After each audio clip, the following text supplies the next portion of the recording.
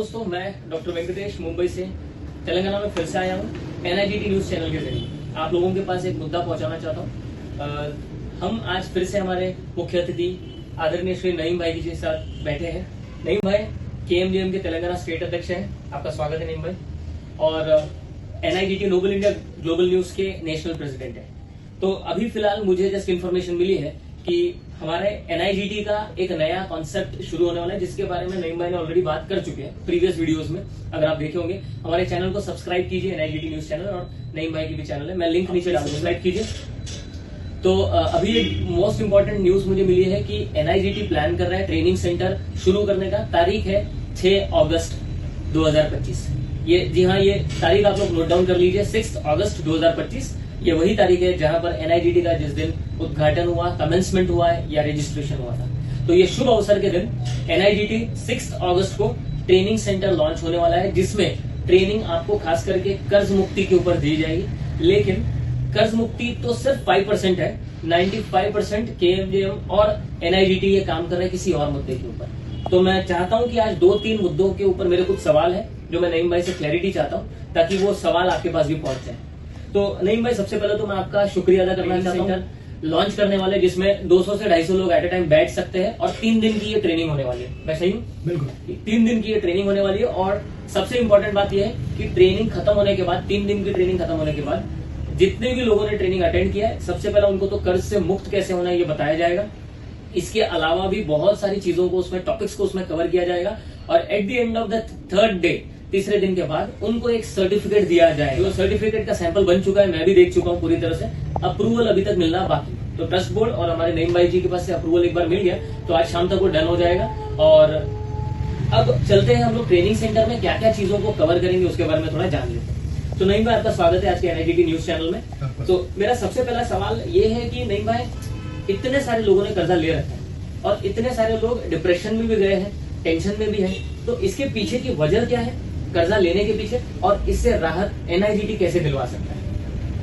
सबसे पहले तो लोगों ने जो कर्ज लेके रखा है वो तो हवा में लेके रखा है, क्योंकि अपनी असली मिल्कियत और अपनी असली मुद्दा और अपनी असली प्रॉपर्टी यानी कि वो गिरवी रख कर हिंदुस्तान की, भारत माता की एक एक भूमि का टुकड़ा टुकड़ा टुकड़ा कर कर उसको गिरवी रखकर, जबकि बहुत सारे वीडियोस में आप सुन रहे हैं और देख रहे हैं कि कर्ज ऐसी चीज है जो लोगों को गुलाम बनाने के लिए सबसे आसान रास्ता है। अगर एक दोस्त को गुलाम बनाना है तो उसको कर्ज दो, एक भाई को गुलाम बनाना है तो कर्ज दो, एक रिश्तेदार को गुलाम बनाना है तो कर्ज दो, एक देश, अगर कोई देश को गुलाम बनाना है तो कर्ज दो।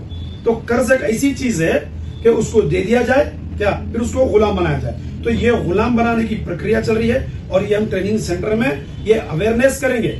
ये ट्रेनिंग सेंटर बल्कि ट्रेनिंग सेंटर नहीं है, ये अवेयरनेस सेंटर है। मतलब आप ये कहना चाहते हैं कि लोगों को जो कर्ज बांट के रखा है, हाँ। वो हवा में से पैदा करके बांटा, इसके पीछे कोई साइंस नहीं? बिल्कुल हवा में से इसका क्या बोलते हैं, डिजिट बनाकर लोगों को दिया गया है, जबकि उसका कोई स्टैंडर्ड नहीं है, कोई उसकी प्रक्रिया नहीं है, कोई उसकी पर्ची नहीं है, कोई उसका एफिडेविट नहीं है, कोई उसकी गारंटेड भी नहीं है। और इसके डॉक्यूमेंट्स आपके पास है? बिल्कुल पूरे डॉक्यूमेंट्स इसके। और जितने भी NIGT ने अभी लोगों के राहत के लिए जितने भी बैंकों को नोटिस दिए हैं, उन नोटिस का कोई जवाब आया है अभी तक? आज तक हम 1700, 1500, 1700 नोटिस लगा दिए। कोई नॉर्मल नोटिस भी लगाए, कोई हाईफाई भी नोटिस लगाए, एक भी सामने से नहीं आया। हाँ, 1-2 बैंक का आया है, कोई बोलता है मैं रुपीस दिया, कोई बोलता है मैं बैंक नोट दिया। तो बैंक नोट कुछ और है, रुपीस कुछ और है, डिजिट कुछ और है, तो तीनों का भी मैच नहीं हो रहा।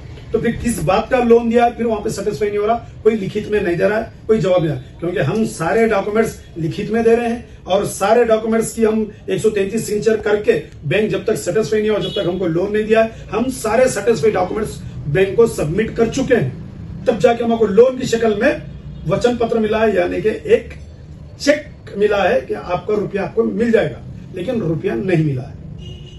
ठीक है, अभी मैं थोड़ा सा दूसरे मुद्दे पर आपको लेके आना चाहता हूँ। नहीं भाई, आप अक्सर एजुकेशन के ऊपर बोलते रहते हैं कि बचपन से लेकर एक ग्रेजुएशन तक का भी पकड़ लेते हैं। तो ग्रेजुएशन तक आते आते लगभग 25 से 30 लाख रुपए कोई कोई स्कूल्स में, CBSE और IGCSE में अगर जाए, मुंबई साइड में, सिटी साइड में, तो करोड़ों रुपया बच्चों के ऊपर डाला जाता है एजुकेशन के ऊपर। मैं आपको माफी चाह रहा हूँ बीच में बोलने के लिए। अगर एक बच्चा करोड़ों रुपए लगा के एजुकेशन जब हासिल कर रहा, चाहे वो IAS बन जान दे, चाहे वो MBBS बन जान दे, चाहे वो साइंस बन जान दे, तो ये बच्चों से, ये आने वाले जनरेशन से तुम क्या उम्मीद कर सकते हैं कि ये देश का भला कर सकेंगे। यानी कि जब हमारा उसका खुद का बाप एक टेम्पो चलाने वाला, एक डॉक्टर होंगे या इंजीनियर होंगे, वो अपनी पूंजीपति कमाए सो सारी प्रॉपर्टी बेच के जब वो बच्चे को एजुकेशन बनाएगा, तो ये बच्चा जिंदगी भर घर के माहौल ये देखेगा कि हमारा बाप ने तो पूरी दौलत बेच के मेरे को पढ़ाया है, लिखा है, ये पोजीशन पे लाया है। तो फिर वो भी तो वही करेगा ना कि जब तक उसका जितना इन्वेस्टमेंट होया उससे डबल जब तक जनरेट नहीं करेगा, इनकम नहीं करेगा, तो देश की सेवा कहां से करेगा। तो आज हम उनको उंगली उठा के बता रहे, चाहे वो डॉक्टर रहने, चाहे एमबीबीएस रहने, चाहे वो आईपीएस रहने, चाहे वो कलेक्टर रहने, चाहे वो जो भी बड़े से बड़े पोस्ट पे है, हम उनसे ये उम्मीद करें कि वो हमारे से भला करें, हम ये उम्मीद करें कि जनता का भला करें, हम ये उम्मीद करें कि जनता की सेवा करें। तो ये करोड़ों रुपए लगा के जब वो सीट के ऊपर जाके बैठा, तो हम उनसे क्या उम्मीद कर सकते हैं कि वो जनता का भला कर सके। उनको करोड़ों रुपए लगा के बैठा है ना, पैकेज के लिए बैठा। फिर तो जब वो लगा के बैठा है तो कमाएगा भी ना। तो हमारे एजुकेशन के ऊपर ये अगर ये जनरेशन को अगर फ्री एजुकेशन दिया जाए, तो आने वाले जनरेशन के अंदर लेकिन तो फ्री है अपने को, एक चीज ऐसे भी लोग बोलते हैं, जनता की सेवा होगी। मुझे ऐसा सुनने में मिला है, फ्री में मिली हुई चीज की कदर नहीं होती। हाँ। तो आप अभी एजुकेशन को अगर फ्री कुछ करेंगे, चीजों में, हाँ, आपने वो स्टेटमेंट दिया है और हाँ। रिकॉर्ड चल रहा है, हाँ। आपने अगर एजुकेशन फ्री कर दिया, हाँ। तो बच्चों को तो उसकी कदर नहीं होगी। अभी बताओ मेरे को, आज तक जो पढ़े हुए बच्चे हैं, आज तक जितने इंजीनियर से आईटी इंजीनियर से और डॉक्टर से और कितने भी है, आज तक उनकी कौन सी कदर हो रही? वो भी तो गुलाम बैठे भरे हैं।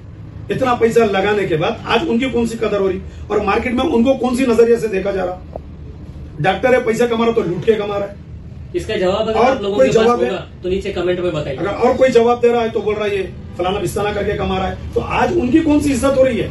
तो ऐसा नहीं है। कुछ चीजों में कैसा है, कुछ चीजों में खरीदी हुई चीज की इज्जत होती है, कुछ चीजों में अपने आप को पेश करना पड़ता है, देश की सेवा में पेश करना पड़ता है। जब अपने आप जब एजुकेशन अपन हासिल करते हैं तो उसके अंदर उसकी कदर ऑटोमेटिक बढ़ जाती है। तो कुछ चीजें ऐसी रहती है कि माँ का मोल नहीं लगा जा सकता है, देश माँ है, इसको खरीदा नहीं जा सकता है। इसी तरह से देश की सेवा करने के लिए और एजुकेशन की जरूरत के लिए यहाँ पे पैसों का मोल और फ्री और महंगाई चीज देखा नहीं जाती है।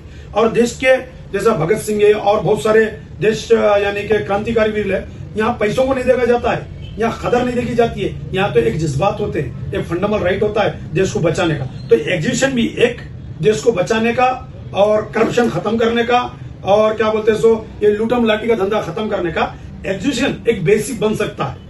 तो एक और मुद्दा मैं आपसे बात करना चाहता हूँ। ये मुद्दा खत्म हो चुका है, एजुकेशन के ऊपर जो भी सवाल इन्होंने किए हैं, एजुकेशन के ऊपर नहीं, मेरा एजुकेशन के ऊपर मानना यह है, अगर हम एजुकेशन को सस्ता कर दिया जाए तो मेरा मानना है आने वाला जनरेशन और करप्शन से और लूटम लाठी से और लोगों का खून चूसने से, जनता को परेशान करने से बाज आ जाएगा और जनता के ऊपर प्रेम बढ़ा के, मोहब्बत बढ़ा के, जनता की और देश के जनता को परेशान करने से बाज आ जाएगा और जनता के ऊपर प्रेम बढ़ा के, मोहब्बत बढ़ा के जनता की और देश की वो सेवा करेगा।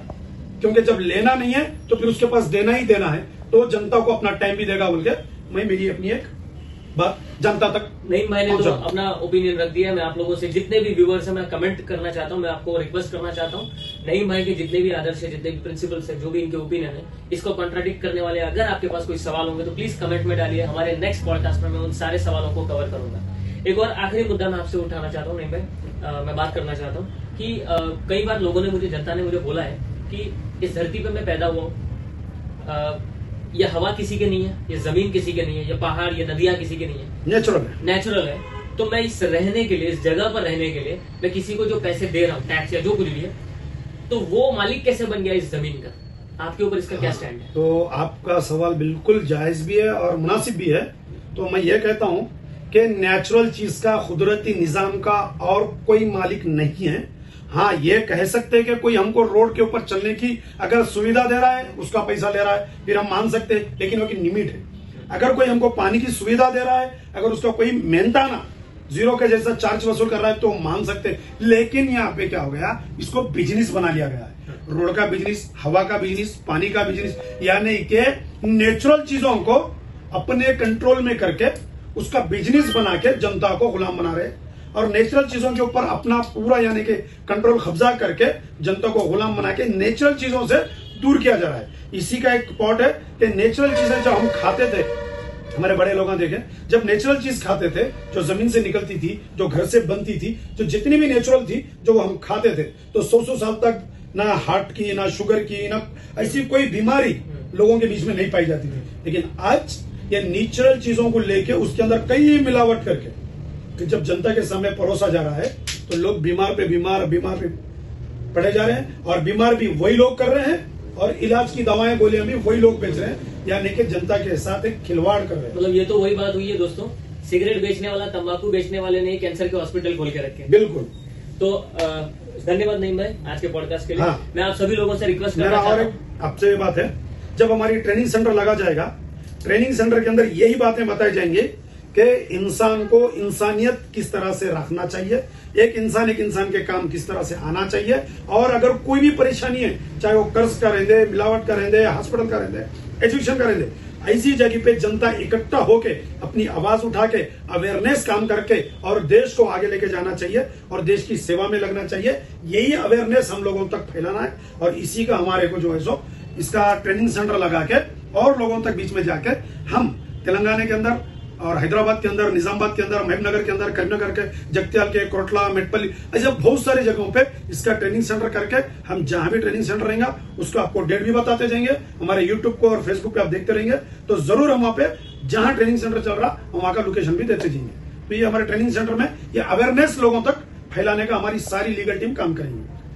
धन्यवाद दोस्तों। जाते जाते मैं एक चीज आप लोगों के साथ शेयर करना चाहता हूँ। ट्रेनिंग सेंटर मैं खुद जाकर देख कर आया हूँ, बहुत बड़ा है, 200 लोगों की सिटिंग कैपेसिटी है, सारी सुविधाएं हैं, काम चल रहा है। लेकिन दोस्तों मैं एक छोटा सा रिक्वेस्ट करना चाहता हूँ आप लोगों से, हमारे QR कोड के ऊपर डोनेशंस पूरे देश भर से आ रहे हैं, कर्नाटका, बैंगलोर, नामपल्ली, चंडीगढ़, दिल्ली, नोएडा, सब जगह से डोनेशंस आ रहे हैं। और डोनेशंस की ना कोई मिनिमम लिमिट है ना कोई मैक्सिमम लिमिट है। आप अपने जेब से अगर हो सकता है, अगर आपको लगता है कि NIGT के जो भी वीडियोस है और NIGT की जो सोच है वो आपके साथ मिलती है और NIGT आपके जिंदगी में कुछ बदलाव कर सकता है, तो कृपया मैं आपसे रिक्वेस्ट करता हूँ, QR कोड दिया गया है, आपके स्क्रीन पे फ्लैश होगा, और उस QR कोड के अलावा और दूसरा कोई QR कोड नहीं है। कृपया कोई भी अगर NIGT के नाम से अगर पैसा मांग रहा है या डोनेशन मांग रहा है, तो मैं यहीं पर ऑन रिकॉर्ड बोल रहा हूँ कि वो NIGT का व्यक्ति है ही नहीं। NIGT का एक ही QR कोड है, उसी के ऊपर मैं आपसे सभी से रिक्वेस्ट कर रहा हूँ। पूरे देश भर से डोनेशन आ रहे हैं ट्रेनिंग सेंटर्स के लिए। आप लोग भी आपसे जो बनता है, 1 रुपए, 10 रुपए, 100 रुपए, जो आपसे बनता है आप डोनेट कर दीजिए, क्योंकि ये ट्रेनिंग सेंटर आपके और आपके बच्चों के लिए ही काम आएगा। और दूसरी बात, ट्रेनिंग होने के बाद में आपको सर्टिफिकेट दिया जाएगा। तो जो भी ट्रेनिंग होगा, ट्रेनिंग के बाद आपको सर्टिफिकेट दिया जाएगा। 3 दिन की ट्रेनिंग है। जाते जाते मैं आप लोगों से रिक्वेस्ट करता हूँ, कृपया हमारे चैनल को सब्सक्राइब कीजिए, और आज जो कुछ भी हुआ इसके ऊपर जो भी कमेंट है प्लीज कमेंट कीजिए। नेक्स्ट कल के पॉडकास्ट में वो सारे सवाल नईम भाई के ऊपर डाले जाएंगे और उनको जवाब देना पड़ेगा, क्योंकि ट्रस्ट इनका नहीं है, मेरा नहीं है, ट्रस्ट आप लोगों का है। जय हिंद, जय भारत दोस्तों।